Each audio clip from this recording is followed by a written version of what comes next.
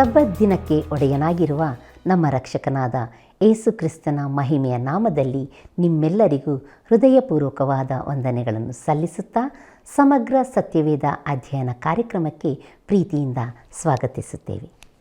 ಪ್ರಿಯರೇ, ಇಂದಿನ ಅಧ್ಯಯನದಲ್ಲಿ ಅರಣ್ಯ ಪ್ರಯಾಣದಲ್ಲಿ ಇಸ್ರಾಯೇಲ್ಯರು ಮಾಡಬೇಕಾದ ಮುಖ್ಯವಾದ ತೀರ್ಮಾನ, ನಂಬಿಕೆಯ ಬದಲು ಊಹೆಯನ್ನು ಆಧಾರ ಮಾಡಿಕೊಂಡದ್ದು, ಮತ್ಸರ ಹಾಗೂ ಅಸೂಯೆ ನಮ್ಮ ಜೀವಿತದಲ್ಲಿ ಎಂತಹ ಭಯಂಕರವಾದ ಕಾರ್ಯವನ್ನು ಮಾಡುತ್ತದೆ ಎಂಬ ವಿಷಯವನ್ನು ಕಲಿಯಲಿದ್ದೇವೆ.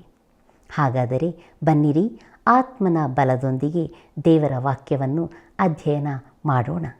ಕರ್ತನಲ್ಲಿ ಪ್ರೀತಿಯುಳ್ಳ ದೇವಜನರೇ, ತನ್ನ ವಾಗ್ದಾನವನ್ನು ಯಾವಾಗಲೂ ನೆರವೇರಿಸುವ ನಮ್ಮ ರಕ್ಷಕನಾದ ಯೇಸು ಕ್ರಿಸ್ತನ ಪರಿಶುದ್ಧವುಳ್ಳ ನಾಮದಲ್ಲಿ ನಿಮ್ಮೆಲ್ಲರಿಗೂ ಹೃದಯಪೂರ್ವಕವಾದ ವಂದನೆಗಳು.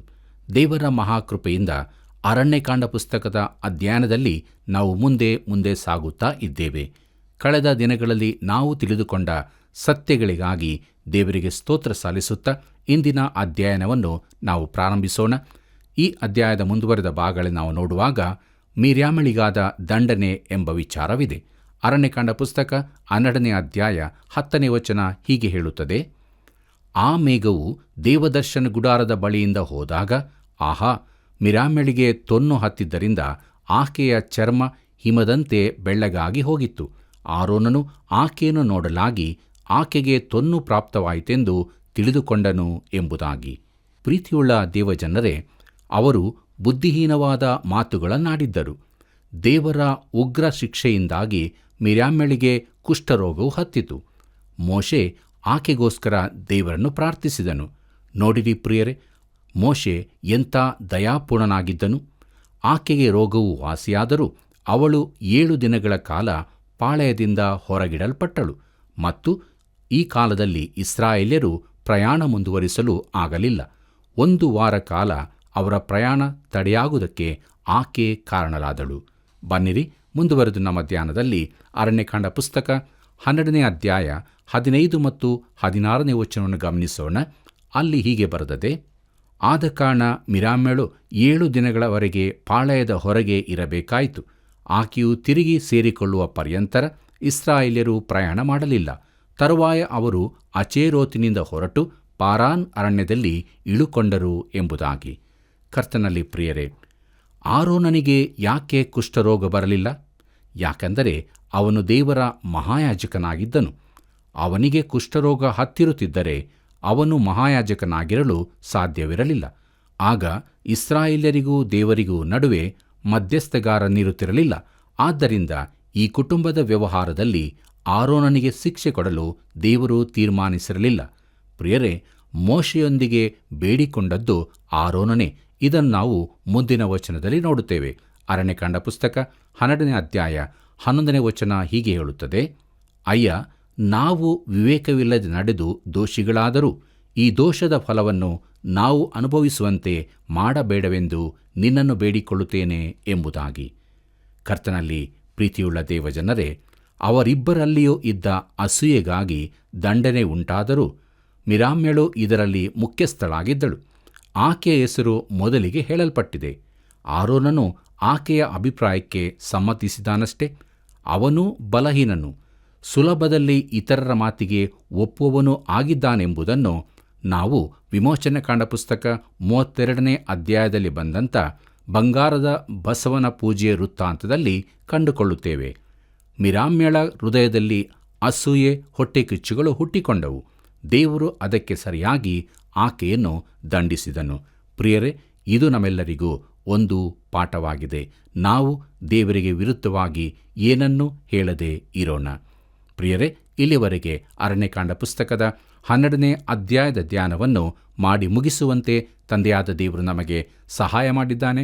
ಆತನ ಪರಿಶುದ್ಧವುಳ್ಳ ನಾಮಕ್ಕೆ ಅನಂತ ಸ್ತೋತ್ರವಾಗಲಿ. ಬನ್ನಿರಿ, ಮುಂದುವರೆದು ನಾವು ಅರಣ್ಯಕಾಂಡ ಪುಸ್ತಕದ 13ನೇ ಅಧ್ಯಾಯದ ಧ್ಯಾನವನ್ನು ಪ್ರಾರಂಭಿಸೋಣ. ಇದರ ಮುಖ್ಯ ಪ್ರಸ್ತಾಪ ಗೂಢಾಚಾರರನ್ನು ಕಳಿಸಿದ್ದು, ಸತ್ಯ ಸಂಗತಿಗಳನ್ನು ತಪ್ಪಾಗಿ ತಿಳಿದುಕೊಂಡಿದ್ದು, ಸತ್ಯಾಂಶಗಳನ್ನು ಸರಿಯಾಗಿ ತಿಳಿಸಿದ್ದು ಎಂಬುದಾಗಿ. ಪ್ರೀತಿಯುಳ್ಳ ದೇವಜನರೇ, ಇಸ್ರಾಯೇಲ್ಯರು ವಾಗ್ದಾತ ದೇಶದ ಗಡಿಯಲ್ಲಿದ್ದ ಕಾದೇಶ್ ಬರ್ನಿಯಾವನ್ನು ಸೇರಿದರು. ಆದರೆ ಅವರ ಅಪನಂಬಿಕೆಯಿಂದಾಗಿ ಆ ಸ್ಥಳವು ಅವರಿಗೆ ಸೋಲಿನ ಸ್ಥಳವಾದದ್ದು ದುಃಖಕರವಾಗಿದೆ. ಪ್ರಿಯರೇ, ಈ ಅಧ್ಯಾಯದಲ್ಲಿ ಗೂಢಾಚಾರರ ಆಯ್ಕೆ, ಅವರನ್ನು ನೇಮಕ ಮಾಡಿ ಕಳಿಸಿದ್ದು, ಅವರ ವರ್ತನೆಗಳು, ಅಲ್ಲಿನ ಸತ್ಯಾಂಶಗಳನ್ನು ಗೂಢಾಚಾರರು ವರದಿ ಮಾಡಿದ್ದು ಹಾಗೂ ಆ ವರದಿಯ 2 ರೀತಿಯ ಅರ್ಥ ವಿವರಣೆಗಳನ್ನು ನಾವು ಕಾಣುತ್ತೇವೆ. ಬನ್ನಿರಿ, ನಮ್ಮ ಧ್ಯಾನವನ್ನು ಮುಂದುವರಿಸುವ ಹಾಗೆ ಅರಣ್ಯಕಾಂಡ ಪುಸ್ತಕ 13ನೇ ಅಧ್ಯಾಯ ಮೊದಲಿನ 3 ವಚನಗಳನ್ನು ಗಮನಿಸೋಣ. ಅಲ್ಲಿ ಹೀಗೆ ಬರೆದದೆ: ಯೆಹೋವನು ಮೋಶೆಗೆ, ನಾನು ಇಸ್ರಾಯೇಲರೇ ಕೊಡುವ ಕಾನಾನ್ ದೇಶವನ್ನು ಸಂಚರಿಸಿ ನೋಡುವುದಕ್ಕೆ ನೀನು ಒಂದೊಂದು ಕುಲದಿಂದ ಒಬ್ಬೊಬ್ಬ ಮುಖ್ಯಸ್ಥನನ್ನು ಕಳುಹಿಸಬೇಕೆಂದು ಆಜ್ಞಾಪಿಸಿದನು. ಯೆಹೋವನ ಅಪ್ಪಣೆಯ ಮೇರೆಗೆ ಮೋಶೆ ಪಾರಾನ್ ಅರಣ್ಯದಿಂದ ಇಸ್ರಾಯೇಲ್ಯರ ಮುಖ್ಯಸ್ಥರನ್ನು ಕಳುಹಿಸಿದನು ಎಂಬುದಾಗಿ. ಪ್ರೀತಿಯುಳ್ಳ ದೇವಜನರೇ, ಗೂಢಾಚಾರರನ್ನು ಕಳುಹಿಸಬೇಕೆಂಬ ಯೋಚನೆ ಯಾರದ್ದಾಗಿತ್ತು? ಅದು ದೇವರ ಯೋಚನೆಯಾಗಿತ್ತೋ? ಇಲ್ಲ ಪ್ರಿಯರೇ, ದೇವರ ವಾಕ್ಯದಿಂದ ನಾವು ವಿಚಾರಗಳ ಪೂರ್ಣ ಸತ್ಯಾಂಶವನ್ನು ತಿಳಿಯತಕ್ಕದ್ದು. ಯಾಕೆಂದರೆ ಸತ್ಯದ ಒಂದು ಭಾಗ ಒಂದು ಕಡೆಯಲ್ಲೂ ಇನ್ನೊಂದು ಭಾಗ ಬೇರೆಲ್ಲೋ ಕಡೆಯಲ್ಲೋ ಇರುತ್ತದೆ. ಕರ್ತನಾದ ಯೇಸು ಕ್ರಿಸ್ತನ ಕುರಿತು ಸಂಪೂರ್ಣವಾಗಿ ತಿಳಿದುಕೊಳ್ಳಬೇಕಾದರೆ ನಾವು 4 ಸುವಾರ್ತೆಗಳನ್ನು ಓದಬೇಕು. ಪ್ರಿಯರೇ, ಇಲ್ಲಿ ಗೂಢಾಚಾರರನ್ನು ಕಳುಹಿಸಬೇಕೆನ್ನುವುದು ದೇವರ ಯೋಚನೆ ಎಂಬುದಾಗಿ ಕಂಡುಬಂದರೂ ಆತನು ಅವರ ಬೇಡಿಕೆಗನುಸಾರವಾಗಿ ಹೀಗೆ ಮಾಡಿದನೆಂದು ನಾವು ತಿಳಿಯಬಹುದು. ಧರ್ಮೋಪದೇಶಕಾಂಡ ಪುಸ್ತಕ 1ನೇ ಅಧ್ಯಾಯ 20ನೇ ವಚನದಿಂದ 22ನೇ ವಚನದ ಓದುವಾಗ ಅಲ್ಲಿ ಹೀಗೆ ಬರೆದದೆ: ಆಗ ನಾನು, ನಮ್ಮ ದೇವರಾದ ಯೆಹೋವನು ನಮಗೆ ಕೊಡುವ ಅಮೋರಿಯರ ಬೆಟ್ಟದ ಸೀಮೆಯ ಹತ್ತಿರಕ್ಕೆ ಬಂದಿದ್ದೀರಿ. ನಿಮ್ಮ ದೇವರಾದ ಯೆಹೋವನು ಆ ದೇಶವನ್ನು ನಿಮಗೆ ಕೊಟ್ಟಿದ್ದಾನೆ. ನಿಮ್ಮ ಪಿತೃಗಳ ದೇವರಾದ ಯೆಹೋವನು ಹೇಳಿದಂತೆ ಅದನ್ನು ಹತ್ತಿ ಸ್ವಾಧೀನ ಮಾಡಿಕೊಳ್ಳಿರಿ. ನೀವು ದಿಗಿಲು ಪಡದೆ ಧೈರ್ಯವಾಗಿಯೇ ಇರಬೇಕೆಂದು ಹೇಳಿದೆನು. ಆಗ ನೀವೆಲ್ಲರೂ ನನ್ನ ಬಳಿಗೆ ಬಂದು, ನಮಗಿಂತ ಮುಂದಾಗಿ ಮನುಷ್ಯರನ್ನು ಕಳುಹಿಸುವೆವು, ಅವರು ನಮಗೋಸ್ಕರ ಆ ದೇಶವನ್ನು ಪರೀಕ್ಷಿಸಿ ನೋಡಿ, ನಾವು ಹತ್ತಿ ಹೋಗಬೇಕಾದ ದಾರಿಯ ವಿಷಯದಲ್ಲೂ ಸೇರಬೇಕಾದ ಊರುಗಳ ವಿಷಯದಲ್ಲೂ ನಮಗೆ ವರ್ತಮಾನ ತಿಳಿಸಲಿ ಎಂದು ಹೇಳಿದಿರಿ ಎಂಬುದಾಗಿ. ಕರ್ತನಲ್ಲಿ ಪ್ರೀತಿಯುಳ್ಳ ದೇವಜನರೇ, ಈ ವಚನಗಳ ಆಧಾರದಲ್ಲಿ ನಾವು ನೋಡುವಾಗ ಆ ದೇಶಕ್ಕೆ ಗೂಢಾಚಾರರನ್ನು ಕಳುಹಿಸುವ ಯೋಚನೆ ದೇವರದಾಗಿರಲಿಲ್ಲ. ಆ ರೀತಿ ಗೂಢಾಚಾರರನ್ನು ಕಳುಹಿಸುವುದು ಅವರ ಬಲಹೀನತೆ ಹಾಗೂ ಭಯಕ್ಕೆ ಸೂಚನೆಯಾಗಿದೆ. ತಾವು ಆ ದೇಶವನ್ನು ವಶಪಡಿಸಿಕೊಳ್ಳಲಾರೆವೋ ಏನೋ ಎಂಬ ಭಯ ಅವರಲ್ಲಿತ್ತು. ಆದ್ದರಿಂದ ಗೂಢಾಚಾರರ ವರದಿಯ ಆಧಾರದಲ್ಲಿ ಅದನ್ನು ನಿರ್ಧರಿಸುವುದು ಒಳ್ಳೆಯ ಕೆಲಸವೆಂದು ಅವರು ಯೋಚಿಸಿದರು. ಪ್ರೀತಿಯುಳ್ಳ ದೇವಜನರೇ, ಆದರೆ ದೇವರು ಇಸ್ರಾಯೇಲ್ಯರನ್ನು ವಾಗ್ದಾತ ದೇಶಕ್ಕೆ ಸೇರಿಸಲು ನಡೆಸಿಕೊಂಡು ಹೋಗುತ್ತಿದ್ದಾನೆ. ಅವರು ಗೂಢಾಚಾರರನ್ನು ಕಳುಹಿಸಲು ಕೇಳಿಕೊಂಡದ್ದು ಅವರಲ್ಲಿನ ನಂಬಿಕೆಯ ಕೊರತೆಯನ್ನು ಸೂಚಿಸುತ್ತಿತ್ತು. ಅವರು ಆತನನ್ನು ನಂಬಲಿಲ್ಲ. ದೇವರು ಈಗಾಗಲೇ ಆ ದೇಶವನ್ನು ಪೂರ್ತಿಯಾಗಿ ತಿಳಿದುಕೊಂಡಿದ್ದಾನೆ. ಆತನಿಗೆ ಅಲ್ಲಿನ ಸಮಸ್ತ ವಿಚಾರವೂ ತಿಳಿದಿತ್ತು. ಅವರು ಅದನ್ನು ವಶಪಡಿಸಿಕೊಳ್ಳಬಹುದೆಂಬುದನ್ನು ತಿಳಿಯದೆ ಅವರನ್ನು ಅಲ್ಲಿಗೆ ಕಳುಹಿಸುತ್ತಿರಲಿಲ್ಲ. ಅವರು ಕೊನೆಗೂ ಆ ದೇಶವನ್ನು ಪ್ರವೇಶಿಸಿದಾಗ ಆ ಮಹಾಕಾಯರು ಅಲ್ಲಿ ಇನ್ನೂ ಇದ್ದರು. ಕಷ್ಟ ಸಮಸ್ಯೆಗಳು ಇನ್ನೂ ಇದ್ದವು. ಆದರೂ ಅವರು ಅದನ್ನು ವಶಪಡಿಸಿಕೊಂಡರು. ಪ್ರೀತಿಯುಳ್ಳ ದೇವಜನರೇ, ನಮಗೆ ಈ ದಿನಕ್ಕೆ ಎಂಥ ಸಂದೇಶ ಇದು ಕೊಡುತ್ತದೆ? ನಾವು ನಿಜವಾಗಿ ನಂಬಿಕೆಯಿಂದ ನಡೆಯುತ್ತೇವೆಯೋ? ನಾವು ಎಚ್ಚರಿಕೆಯ ಕ್ರಮಗಳನ್ನು ತೆಗೆದುಕೊಳ್ಳಬೇಕು ಸರಿ, ಆದರೆ ದೇವರಿಗೆ ನಮ್ಮ ಮಾರ್ಗಗಳನ್ನು ಒಪ್ಪಿಸಿಕೊಡುವುದಕ್ಕೂ ನಾವು ಸಿದ್ಧರಿರಬೇಕು. ಕೀರ್ತನೆಗಳು 37:5ನೇ ವಚನ ಹೀಗೆ ಹೇಳುತ್ತದೆ: ನಿನ್ನ ಭೂಯಾತ್ರೆಯ ಚಿಂತೆಯನ್ನು ಯೆಹೋವನಿಗೆ ವಹಿಸಿಬಿಟ್ಟು ಭರವಸದಿಂದಿರು, ಆತನೇ ಅದನ್ನು ಸಾಗಿಸುವನು ಎಂಬುದಾಗಿ. ಕರ್ತನಲ್ಲಿ ಪ್ರಿಯರೇ, ನಮ್ಮ ಜೀವಿತಗಳಲ್ಲಿ ಆತನಿಗೆ ನಮ್ಮ ಭಾರಗಳನ್ನೆಲ್ಲ ವಹಿಸಿಬಿಟ್ಟು ಆತನನ್ನು ಪೂರ್ಣವಾಗಿ ನಂಬುವ ಮಟ್ಟಕ್ಕೆ ನಾವು ಬರಬೇಕು. ಈ ಜನರು ಅಲ್ಲಿಗೆ ಬಂದಿದ್ದರು, ಆದರೆ ಅವರು ದೇವರನ್ನು ನಂಬುತ್ತಿರಲಿಲ್ಲ. ತಮ್ಮ ಮುಂದೆ ಏನಿದೆ ಎಂಬುದನ್ನು ತಿಳಿದುಕೊಳ್ಳಲು ಇಚ್ಛೆಪಟ್ಟರು. ದೇವರು ತನ್ನ ಜನರ ಇಚ್ಛೆಗೆ ಮಣಿಯುವ ಇನ್ನೊಂದು ಸಂದರ್ಭವನ್ನು ಇಲ್ಲಿ ನೋಡುತ್ತೇವೆ. ಅವರು ಹಾಗೆ ಮಾಡಲು ಆತನು ಬಿಡುತ್ತಾನೆ. ಮೊದಲಿಗೆ ಅವರ ಕುರಿತು ಹೇಳಲಾಗಿದೆ. ಕೀರ್ತನೆ 106:15ನೇ ವಚನ ಹೀಗೆ ಹೇಳುತ್ತದೆ: ಆತನು ಅವರ ಆಶೆಯನ್ನು ಪೂರೈಸಿದರೂ ಅವರ ಪ್ರಾಣಕ್ಕೆ ಕ್ಷಯವನ್ನು ಬರಮಾಡಿದನು ಎಂಬುದಾಗಿ. ಪ್ರೀತಿಯುಳ್ಳ ದೇವಜನರೇ, ಈ ಬಾರಿ ಅದಕ್ಕಿಂತಲೂ ಘೋರವಾದ ಪರಿಸ್ಥಿತಿ ಅವರ ಮಧ್ಯದಲ್ಲಿ ಉಂಟಾಯಿತು. ದೇವರಲ್ಲಿನ ನಮ್ಮ ನಂಬಿಕೆ ಭರವಸೆಗಳ ಕೊರತೆಯನ್ನು ಅವರು ಪ್ರದರ್ಶಿಸಿದ ಬಳಿಕ ದೇವರು ಗೂಢಾಚಾರರನ್ನು ಕಳುಹಿಸುವುದಕ್ಕೆ ಒಪ್ಪಿಕೊಳ್ಳುತ್ತಾನೆ. ಆದರೆ ಈ ಕಾರ್ಯಕ್ರಮ ಬದ್ಧವಾಗಿ ನಡೆಯಬೇಕೆಂದು ಅಪ್ಪಣೆ ಕೊಡುತ್ತಾನೆ. ಪ್ರತಿಯೊಂದು ಕುಲದಿಂದ ಒಬ್ಬ ಮುಖ್ಯಸ್ಥನಂತೆ ಆರಿಸಲು ದೇವರು ಮೋಶೆಗೆ ತಿಳಿಸಿದನು. ಕರ್ತನಲ್ಲಿ ಪ್ರಿಯರೇ, ಗೂಢಾಚಾರರ ಪಟ್ಟಿಯನ್ನು ನಾವು ಅರಣ್ಯಕಾಂಡ ಪುಸ್ತಕ 13ನೇ ಅಧ್ಯಾಯ 4ನೇ ವಚನದಿಂದ 15ನೇ ವಚನದವರೆಗೆ ಓದುವಾಗ ಕಂಡುಕೊಳ್ಳುತ್ತೇವೆ. ಅದರಲ್ಲಿ ಪ್ರಾಮುಖ್ಯರಾದ ಇಬ್ಬರ ವಿಚಾರವು ಅರಣ್ಯಕಾಂಡ ಪುಸ್ತಕ 13ನೇ ಅಧ್ಯಾಯ 6 ಮತ್ತು 8ನೇ ವಚನದಲ್ಲಿ ಬರೆದದೆ. ಅವರ್ಯಾರೆಂದರೆ ಯಹೂದ ಕುಲದ ಯೆಫುನ್ನೆಯ ಮಗನಾದ ಕಾಲೇಬ್, ಎಫ್ರಾಯಿಂ ಕುಲದ ನೂನನ ಮಗನಾದ ಓಶೇಯ ಎಂಬುದಾಗಿ. ಪ್ರಿಯರೇ, ಓಶೇಯನಿಗೆ ಮುಂದೆ ಯೆಹೂಷನೆಂಬ ಹೆಸರಾಯಿತು. ಈ ಇಬ್ಬರ ಕುರಿತಾಗಿ ಬನ್ನಿರಿ ಪ್ರಿಯರೇ, ನಮ್ಮ ಧ್ಯಾನದಲ್ಲಿ ಮುಂದುವರೆದು ನಾವು ಅರಣ್ಯಕಾಂಡ ಪುಸ್ತಕ 13ನೇ ಅಧ್ಯಾಯ 17ನೇ ವಚನದಿಂದ 20ನೇ ವಚನದವರೆಗೆ ಗಮನಿಸೋಣ. ಅಲ್ಲಿ ಹೀಗೆ ಬರೆದದೆ: ಕಾನಾನ್ ದೇಶವನ್ನು ಸಂಚರಿಸಿ ನೋಡುವುದಕ್ಕೆ ಮೋಶೆ ಅವರನ್ನು ಕಳುಹಿಸುವಾಗ ಅವರಿಗೆ, ನೀವು ಕಾನಾನ್ ದೇಶದ ದಕ್ಷಿಣ ಪ್ರಾಂತ್ಯದ ಮಾರ್ಗವಾಗಿ ಬೆಟ್ಟದ ಸೀಮೆಗೆ ಹತ್ತಿ ಹೋಗಿ ಆ ದೇಶದ ಸಂಗತಿಯನ್ನೆಲ್ಲ ನೋಡಿ ತಿಳಿದುಕೊಳ್ಳಬೇಕು. ಅಲ್ಲಿನ ನಿವಾಸಿಗಳು ಬಲಿಷ್ಠರೋ ಬಲಹೀನರೋ, ಬಹಳ ಮಂದಿಯೋ ಅಥವಾ ಸ್ವಲ್ಪ ಮಂದಿಯೋ, ಅವರ ದೇಶವು ಒಳ್ಳೆಯದೋ ಕೆಟ್ಟದ್ದೋ, ಅವರ ವಾಸಸ್ಥಳಗಳು ಪಾಳೆಯಗಳೋ ಕೋಟೆಗಳೋ, ಭೂಮಿಯು ಸಾರವಾದದ್ದೋ ನಿಸ್ಸಾರವಾದದ್ದೋ, ಮರಗಳುಳ್ಳದ್ದೋ ಬೈಲೋ ನೋಡಿ ತಿಳಿದುಕೊಳ್ಳಬೇಕು. ಅದಲ್ಲದೆ ಆ ದೇಶದ ಉತ್ಪನ್ನಗಳಲ್ಲಿ ಕೆಲವನ್ನು ಸಾಹಸ ಮಾಡಿ ತರಬೇಕೆಂದು ಬೋಧಿಸಿದನು. ಆಗ ದ್ರಾಕ್ಷೇಲತೆಗಳ ಪ್ರಥಮ ಫಲವಾಗಿತ್ತು ಎಂಬುದಾಗಿ. ಕರ್ತನಲ್ಲಿ ಪ್ರಿಯರೇ, ಇಲ್ಲಿ ನಾವು ಗೂಢಾಚಾರರಿಗೆ ಅವರ ಕರ್ತವ್ಯಗಳನ್ನು ತಿಳಿಸಿ ಕಳುಹಿಸಲಾಯಿತು ಎಂಬುದನ್ನು ನೋಡುತ್ತೇವೆ. ಬನ್ನಿರಿ ಮುಂದುವರೆದು ನೋಡೋಣ.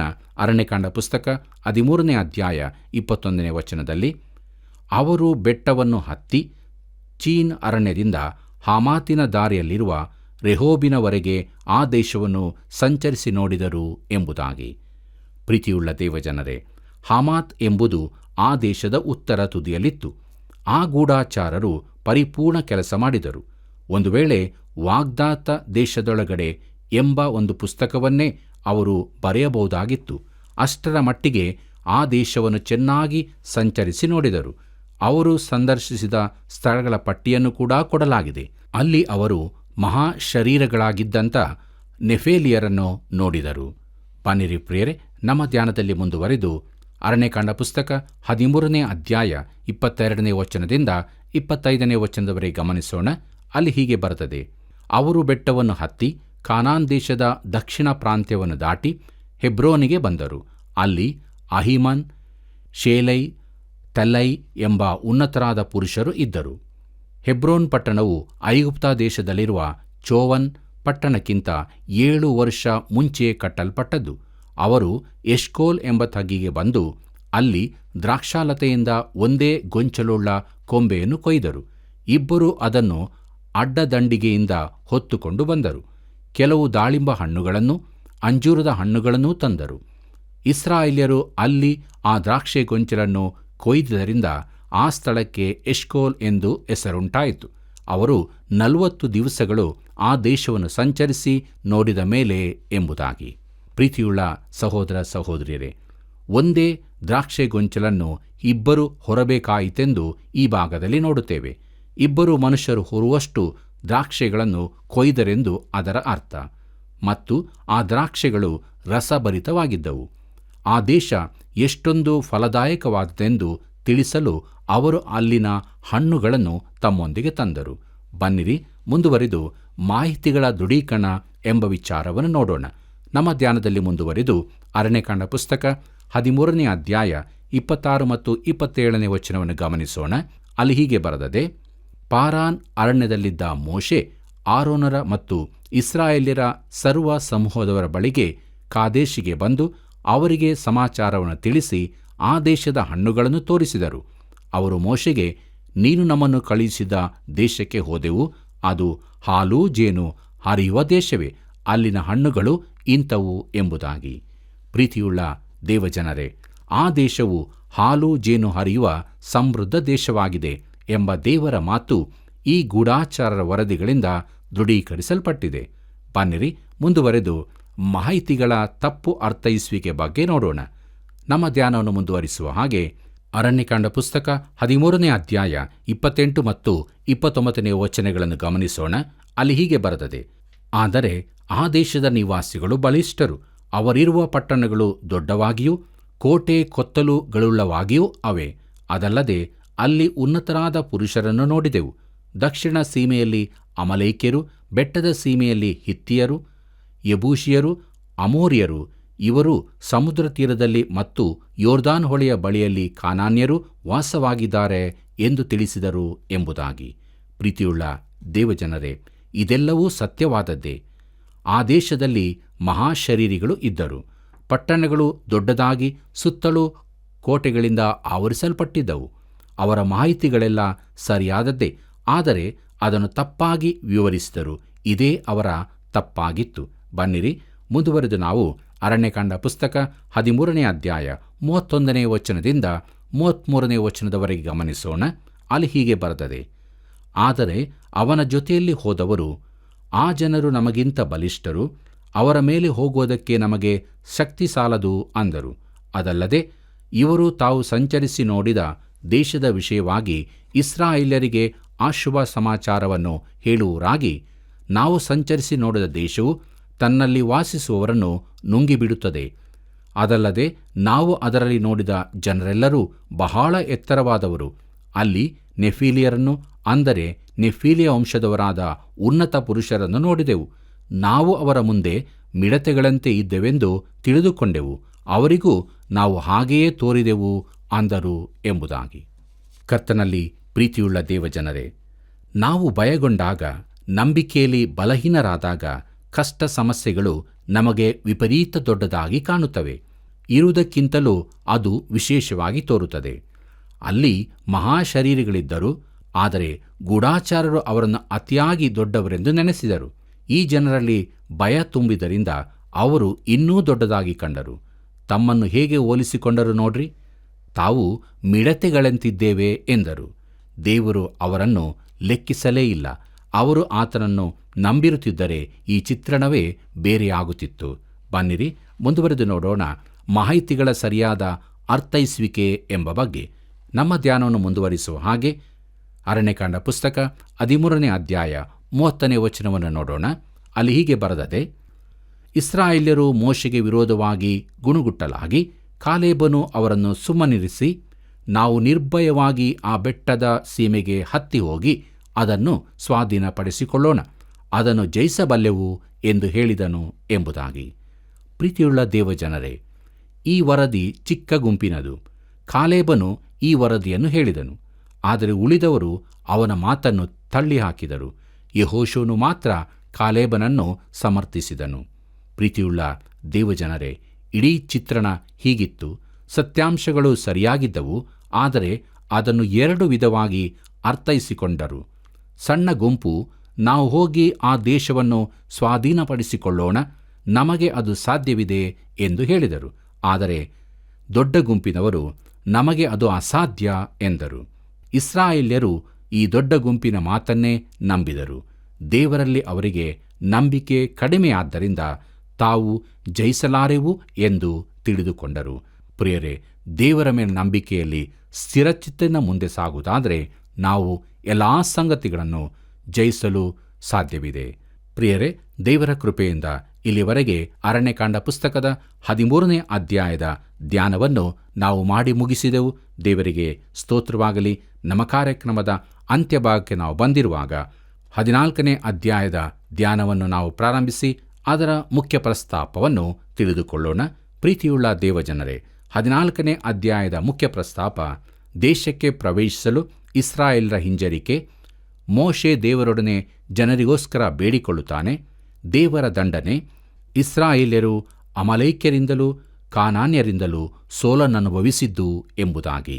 ಕರ್ತನಲ್ಲಿ ಪ್ರೀತಿಯುಳ್ಳ ದೇವಜನರೇ, ಈಗ ಇಸ್ರಾಯೇಲ್ಯರು ಒಂದು ತೀರ್ಮಾನಕ್ಕೆ ಬರಬೇಕಾಗಿತ್ತು. ಆ ದೇಶವನ್ನು ತಾವು ಪ್ರವೇಶಿಸಬೇಕೋ ಬೇಡವೋ ಎಂಬುದಾಗಿ. ಆದರೆ ಅವರು ಮುಂದುವರಿಯಲು ನಿರಾಕರಿಸಿದರು. ಅದಕ್ಕೆ ಕಾರಣ ಅವರ ಅಪನಂಬಿಕೆಯೇ ಆಗಿತ್ತು.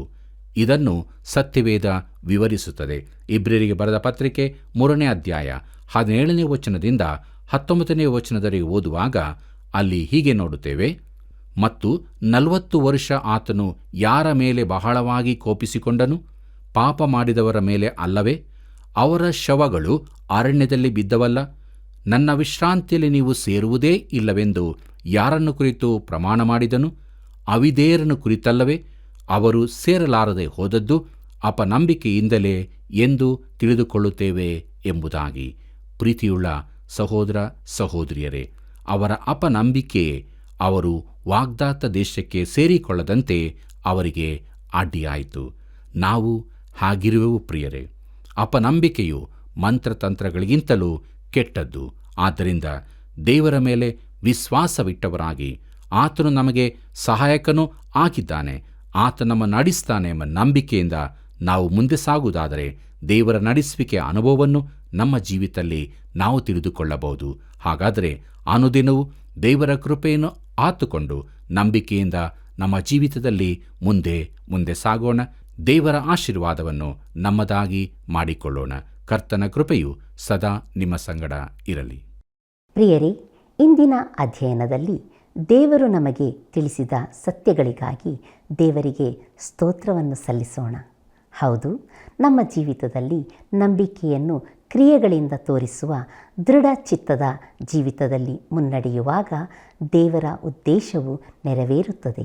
ಹಾಗೂ ನಾವು ಶರೀರಭಾವದ ಕರ್ಮಗಳಿಗೆ ಒಳಗಾಗದೆ ಆತ್ಮನ ಫಲಗಳನ್ನು ಕೊಡುವವರಾಗಬೇಕು ಎಂಬುದಾಗಿ ದೇವರು ಕರೆದಿರುವಾಗ ಅದರಂತೆ ಜೀವಿಸೋಣ. ಬನ್ನಿರಿ, ಪ್ರಾರ್ಥನೆ ಮಾಡೋಣ. ಪರಲೋಕದ ತಂದೆಯೇ, ನಿನ್ನ ನಾಮಕ್ಕೆ ಅನಂತ ಸ್ತೋತ್ರವಾಗಲಿ. ಇಂದಿನ ವಾಕ್ಯ ಧ್ಯಾನಕ್ಕಾಗಿ ನಿನಗೆ ಸ್ತೋತ್ರ ಸಲ್ಲಿಸುತ್ತೇವೆ. ಸ್ವಾಮಿ, ನೀವು ಅನುದಿನವೂ ನಮ್ಮನ್ನು ಕಲಿಸುತ್ತಾ ನಡೆಸುತ್ತಾ ಬಂದಿದ್ದಿ. ಈಗಲಾದರೂ ಸ್ವಾಮಿ, ನಿನ್ನ ಪಾದದಲ್ಲಿ ನಮ್ಮನ್ನು ನಾವು ತಗ್ಗಿಸಿಕೊಳ್ಳುತ್ತೇವೆ. ನಿನ್ನ ಬಲವನ್ನು, ನಿನ್ನ ಆತ್ಮನ ಬಲವನ್ನು ನಮ್ಮಲ್ಲಿ ತುಂಬು. ಎಲ್ಲ ಮಹಿಮೆ ನಿನ್ನೊಬ್ಬನಿಗೆ ಉಂಟಾಗಲಿ. ಯೇಸು ಸ್ವಾಮಿಯ ಮುದ್ದು ನಾಮದಲ್ಲಿ ಈ ಪ್ರಾರ್ಥನೆಯನ್ನು ಬೇಡಿ ಹೊಂದಿದ್ದೇವೆ ಕರ್ತನೆ, ಆಮೇನ್. ಪ್ರಿಯರೇ, ನಿಜವಾಗಿಯೂ ನೀವು ದೇವರ ವಾಕ್ಯಗಳ ಮೂಲಕ ಸ್ಪರ್ಶಿಸಲ್ಪಟ್ಟಿದ್ದೀರಿ ಅಲ್ಲವೇ? ಅನೇಕರನ್ನು ಹೊಸ ಜೀವಿತಕ್ಕೆ ನಡೆಸುವ ಈ ಕಾರ್ಯಕ್ರಮದ ಅಭಿವೃದ್ಧಿಗಾಗಿ ಹಿಂದೆ ಕರೆ ಮಾಡಿರಿ. ತಿರುಗಿ ಭೇಟಿಯಾಗೋಣ.